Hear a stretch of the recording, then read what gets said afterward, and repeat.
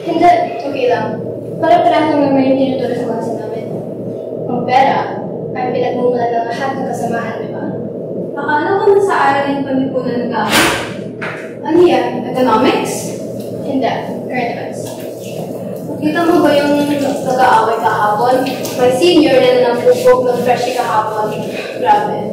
Oo nga eh. Masama talaga. Grabe talaga yung mga makapangyarihan na yun. Hindi nga alamatan ng mga... Hala, tingnan mo!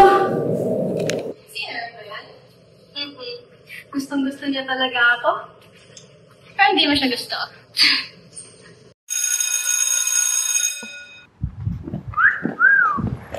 Uy, ganda, ganda. Bastos ka. Hindi ka naman maganda.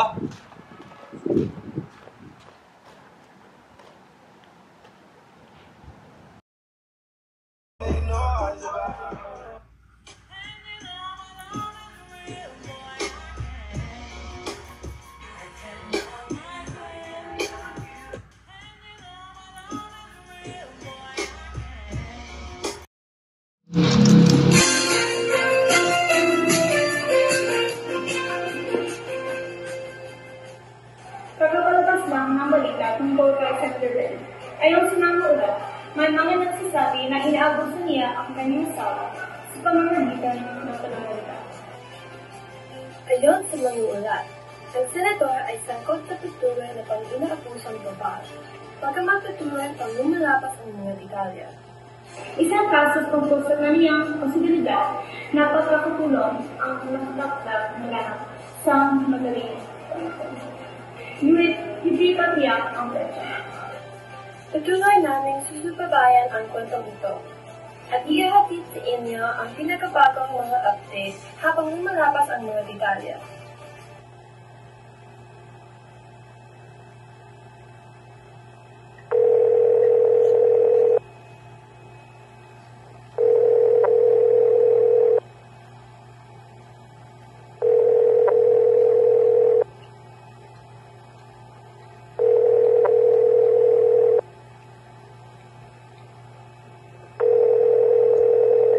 Tapos, di din naman makukulong yan. Paano ba naman, puro abogado at politiko kaibigan niya? Malay mo, nabunyag na siya. Hindi pa ba sapat yun? Hindi. Napakalaki ng krimen niya. Pero yun lang.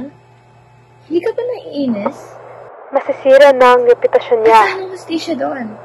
Makakalakad pa rin siya ng malaya at makapangyarihan. Lalo lang lalakas ang loob niya para gawin lahat ng gusto Hindi niya. ko alam, Celine. Pero sino ba tayo para makialam sa mga husti-hustisyang yan? Magdasal na lang tayo na makulong siya, diba? Wala naman magagawa dito sa akin. Celine. Bahala na. Yeah, nga pala, may gawain ka ba ngayon? Lagi naman. Pero wala naman masyado ngayon. Pupunta ako dyan. Ha? Bakit? Wala lang. Ang galit ay nagpapasimula ng kaguluhan, ngunit ang pag-ibig ay nagpapatawad ng lahat ng kasalanan. Anong verse yan? Proverbs 10:12. Parang may connection sa mga nangyayari ngayon rin. Binigyan kasi ako ni Ara ng regalo. Tingnan mo. Paborito ko pang itong kulay eh. Parang mali yung kulay. Tingnan mo yan, oh. Masyadong cool tone. Parang siya yung tipong tao na magbibigay sa'yo ng mga silver na jewelry. Pwede lang muna ako mag-adjust kung gusto ko eh. Sige, sabi mo yan, ha?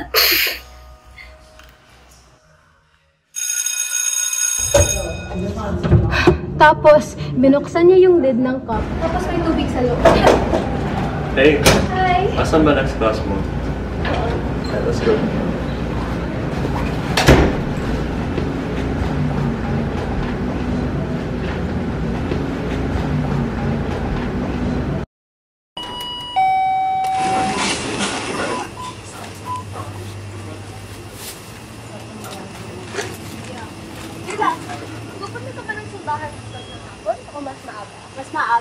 Date kasi kami pagkatapos.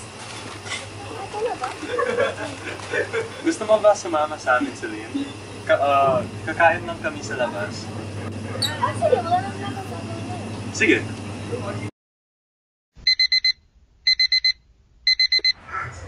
Fish butter with pancake, golden brown waffle. Chicken and waffle.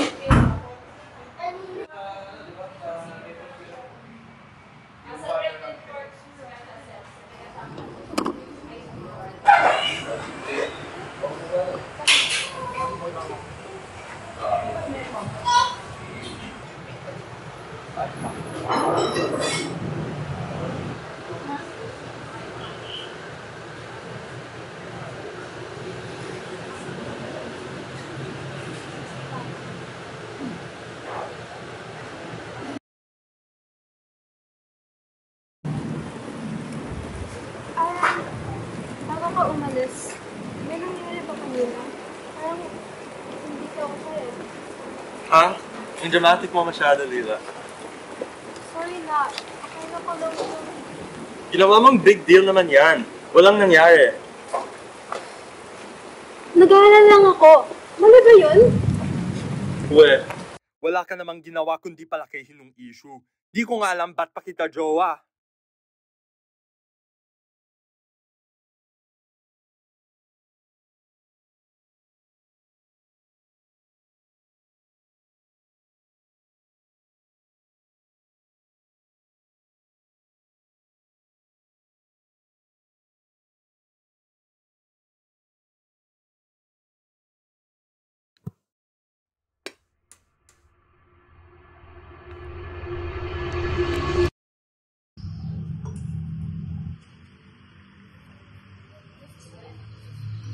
Lang, tikman mo na yung iced tea, oh. Sobrang sarap.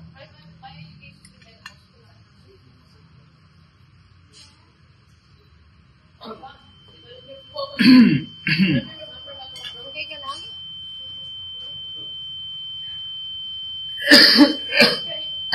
Okay ka lang? Tulong!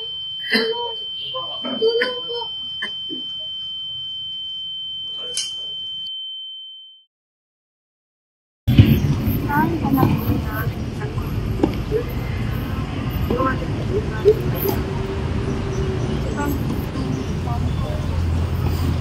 Wait lang.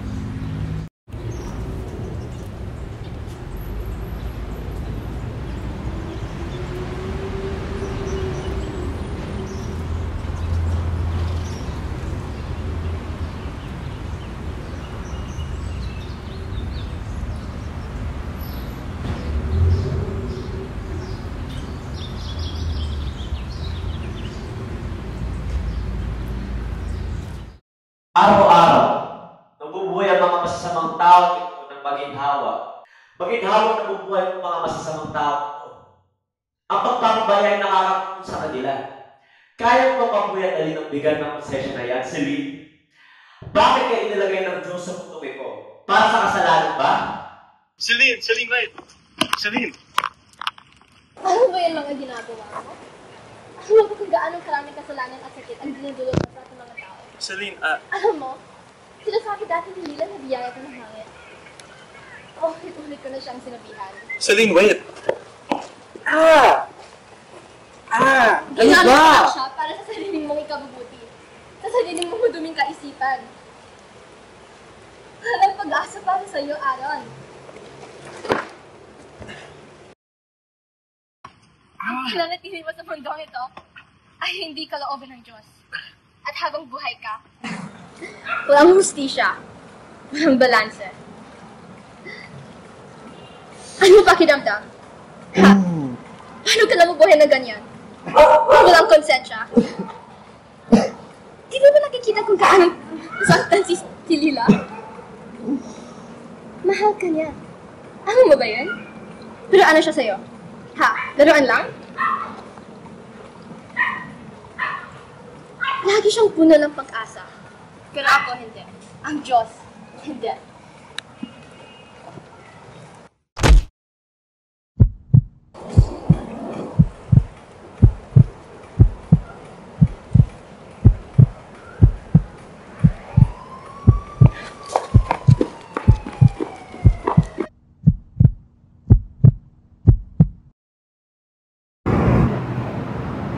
Ayos ka lang ba? At huwag mong sabihin okay lang. Alam ko pag hindi. Ako na alam. Takot ko na sila ang kapatid. Ang kamaliwan ko. Wala akong ginawa masama nila. Kahit ako naisip ko, hindi mo ito kasalanan. Hindi mo naman alam yung buong kwento. Di ba?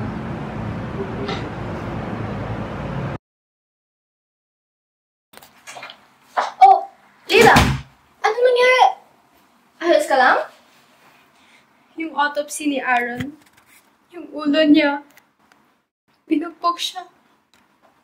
Wala na siya. Lila, okay lang yan. Lahat naman ng bagay may dahilan, di ba?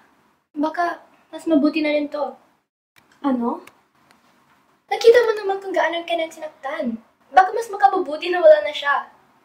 Anong sinasabi mo? Porket ilang beses kami nag-away, okay na yung pagkakamatay niya? Hindi! Naririnig mo ba yung sarili mo, Celine? Asan yung konsensya mo? Paano ko magsisisi? Paano? Sige nga. Nung nakita ko kayong dalawang nag-aaway, nakita ko gaano kayo sinaktan. Ligtas kita, Lila. Ikaw gumawa nito? Ikaw pumatay sa kanya? Sino ka bang tao para magdesisyon ng mga ganun, Celine? Ginusto to ng Diyos. Lahat naman ng bagay may dahilan, di ba? Balang araw, magbabayad din siya ng magkasalanan niya. Hindi mo ito maaayos sa lahat ng mga bagay may dahilan. Mga sabi nga, di ba? Magsalita para sa mga hindi kayang ipatanggol ang sarili. Tama na! Walang kasulatan sa Biblia makakaayos nito. Diyos ko po, Celine! Kung nabuhay pa siya, mas marami pa siya masasaktan. Ikaw at iba pa! Subukan mong intindihin! Baliw ka, Celine!